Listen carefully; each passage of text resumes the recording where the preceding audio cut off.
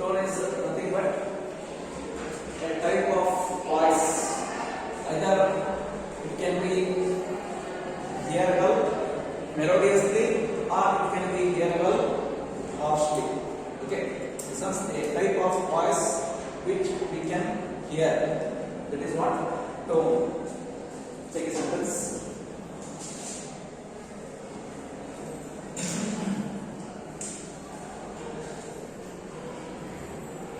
It refers to the feelings. It refers to the feelings created. Close to it. It refers to the feelings created. Feelings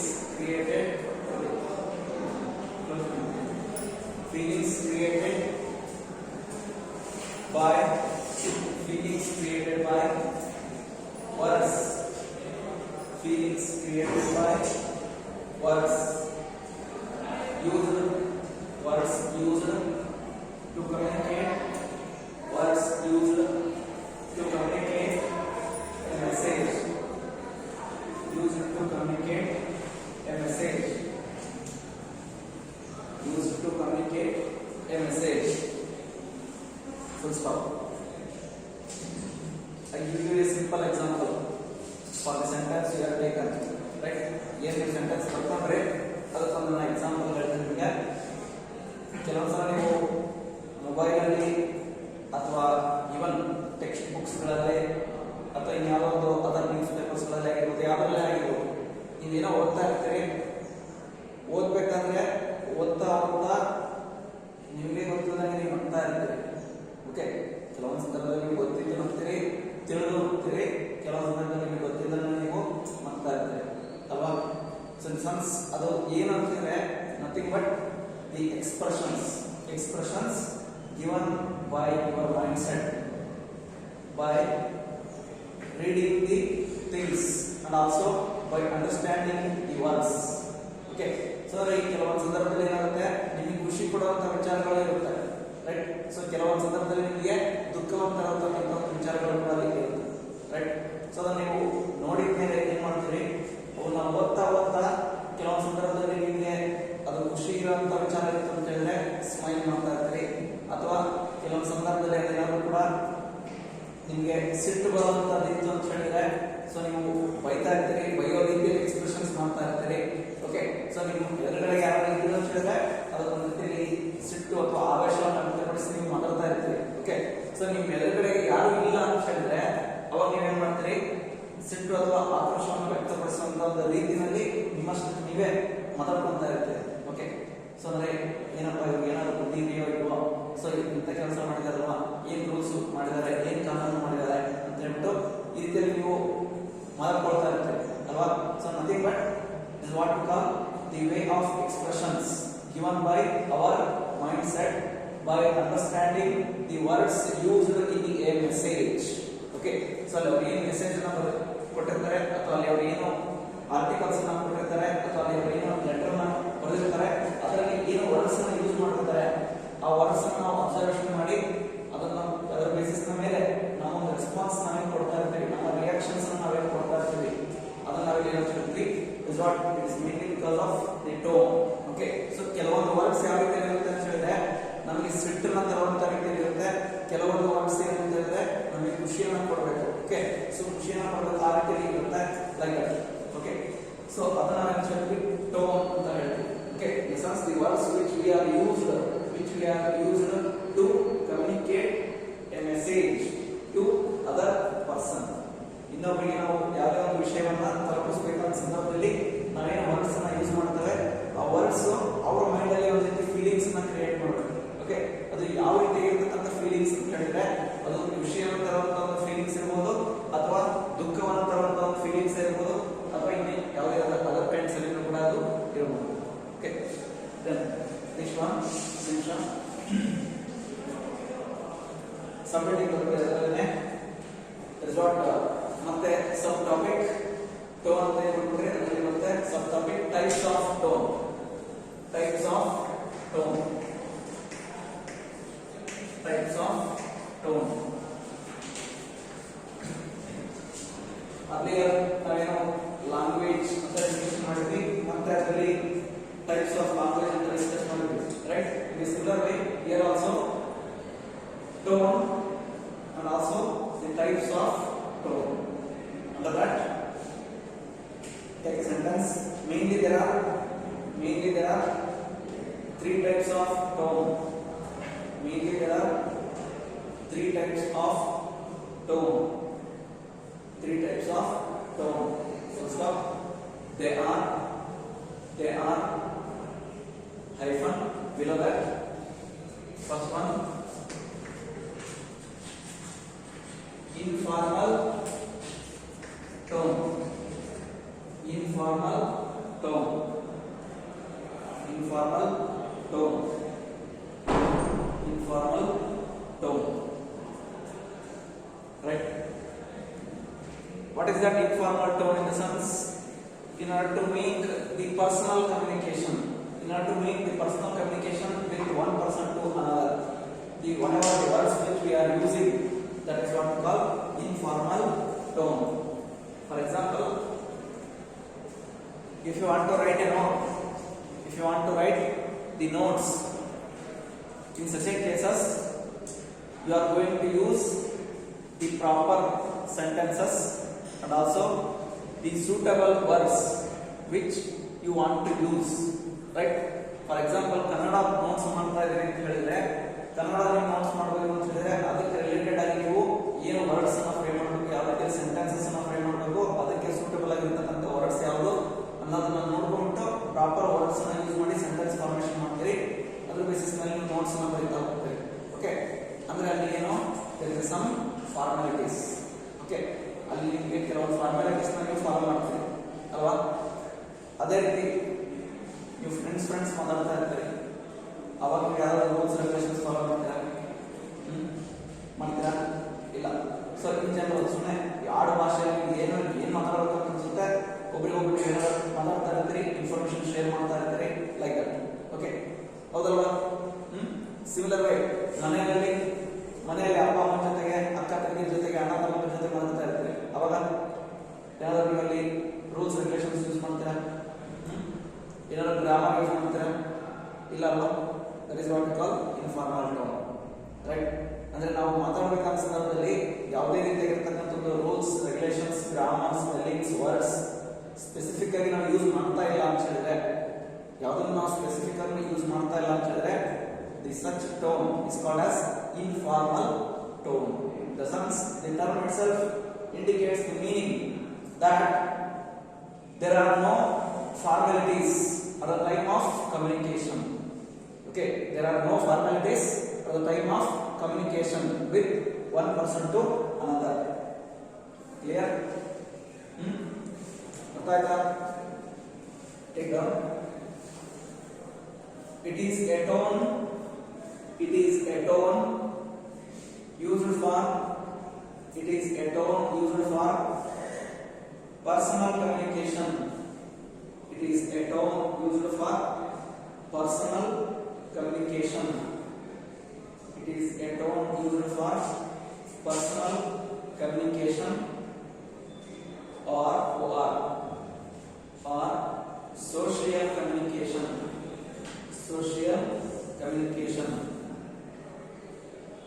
social communication. Social communication. Full stop. Next paragraph. The informal tone includes the use of following type of words. Use of following, I repeat, includes the use of following type of words.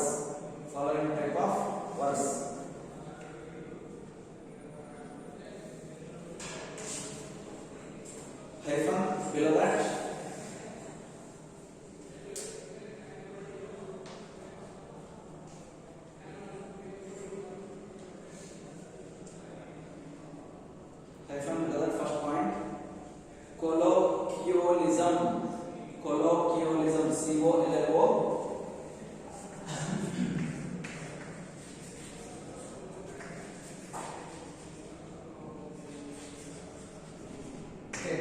colloquialism, COLLOQUIOLI, colloquialism, ISM, colloquialism, colloquialism, right?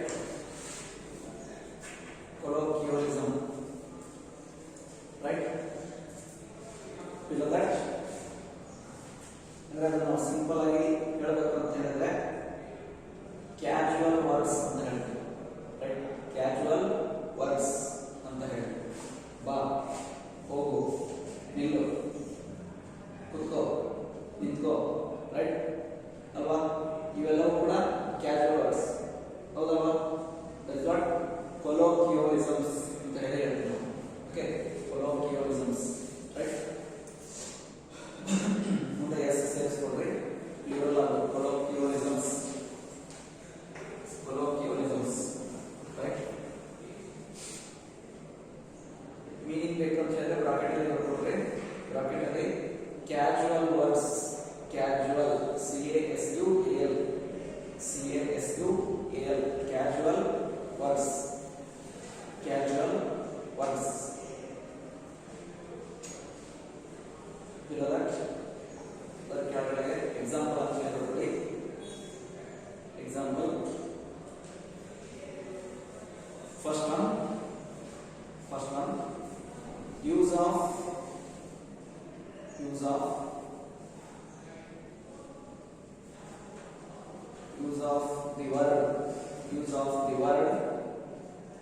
of the word, double and commas and repeat. Guide, GUY, guide, close and commas. For a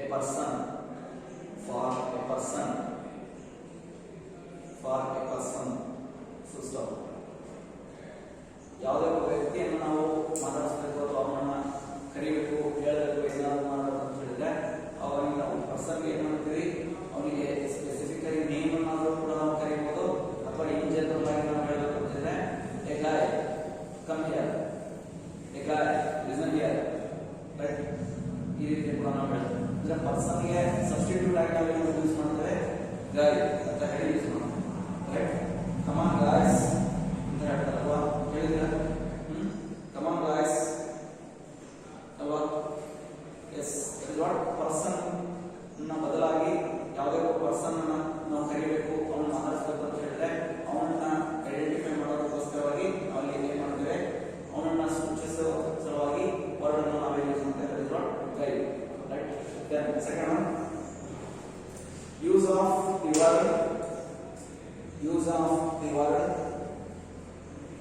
of the word within inverted commas kids, within inverted commas kids. Okay, kids inverted commas ಇದೆ, ಬರೀರಿ. Okay, close ಮಾಡಿ. ಮುಂದೆ continue. for your children, for the children, for the children, for the children, for the children.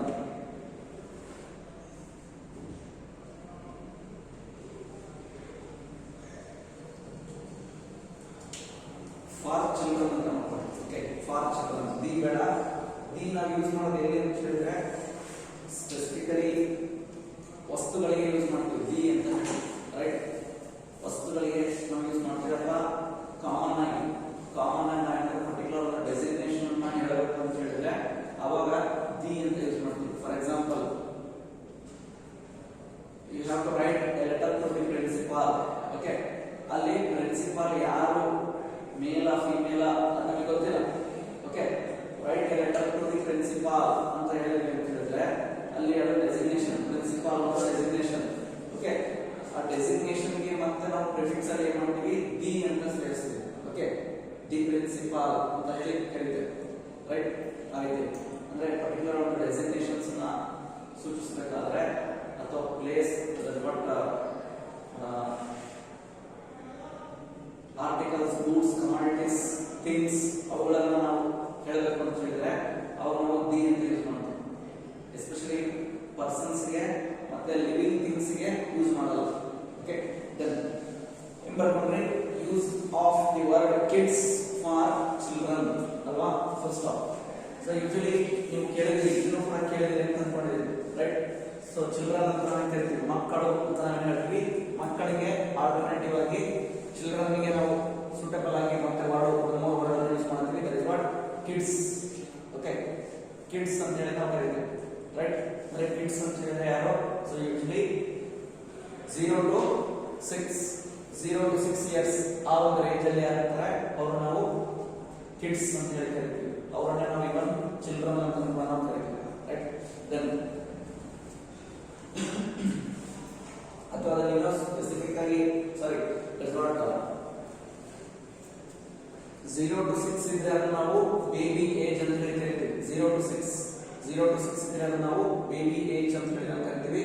Then ಅದೇ ರೀತಿ 6 years to 12 years 6 years to 12 years ಇರುತ್ತೆ, ಅದು ನಾವು children ಅಂತ ಹೇಳಿ ಕರಿತೀವಿ, right? 6 years to 12 years children. Then 13 to 19 teenage ಅಂತ ಹೇಳ್ತೀವಿ. 13 to 19 teenage. Then 20 to 40 young age. Okay, 20 to 40 young age. Then 41 to 60 middle age. 41 to 60 middle age. Then 61 and above old age. Okay, but ಇಲ್ಲಿ ನಾವು ಮಾತಾಡ್ತಾ ಇರೋದು children ಗೆ related ಆಗಿ 6 years to 12 years ಆ range ಅಲ್ಲಿ ಯಾರು ಇರ್ತಾರೆ ಅವರು ನಾವು ಚಿಲ್ಡ್ರನ್ ಅಂತ ಹೇಳ್ತೀವಿ. ಓಕೆ, ದೆನ್ ಈಗ ಸೆಕೆಂಡ್ ಒನ್ ನೋಡಿ. ದಟ್ ಇಸ್ ವಾಟ್ ಫಸ್ಟ್ ನಿಮಿಷ.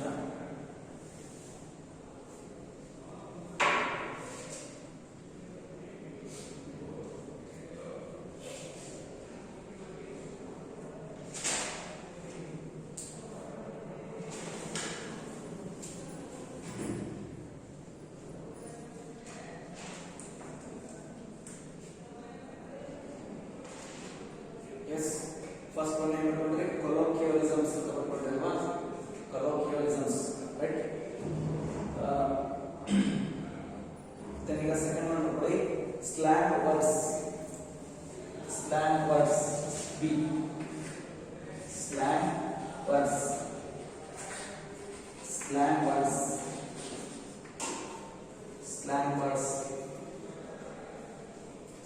Words.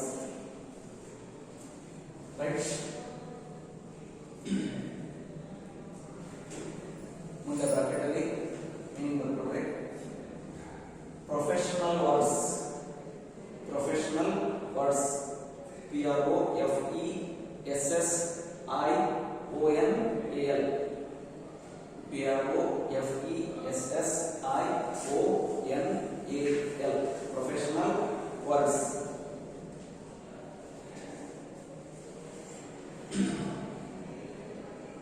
Okay,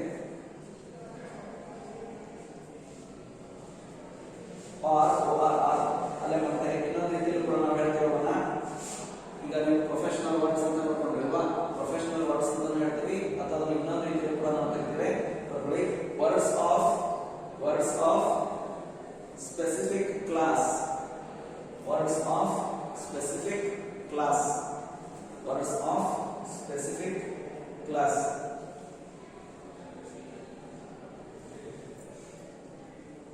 Words of specific class. Words of specific class. Right? Below that, example of the example.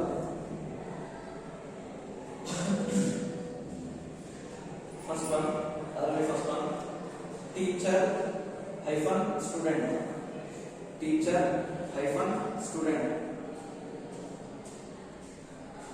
Okay, so school, colleges ಅಲ್ಲಿ ನಾವು ಏನು ಮಾಡ್ತೇವೆ, ಈ ವರ್ಡ್ಸ್ ನ ಯೂಸ್ ಮಾಡ್ತೇವೆ ಅಲ್ವಾ?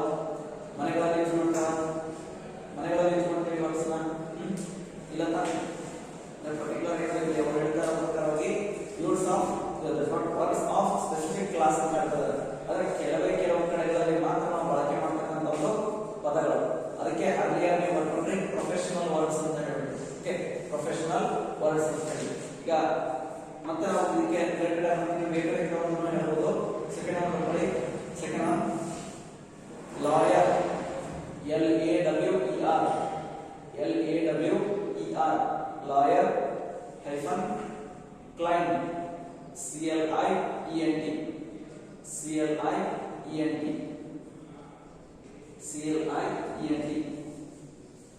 Okay, lawyer client.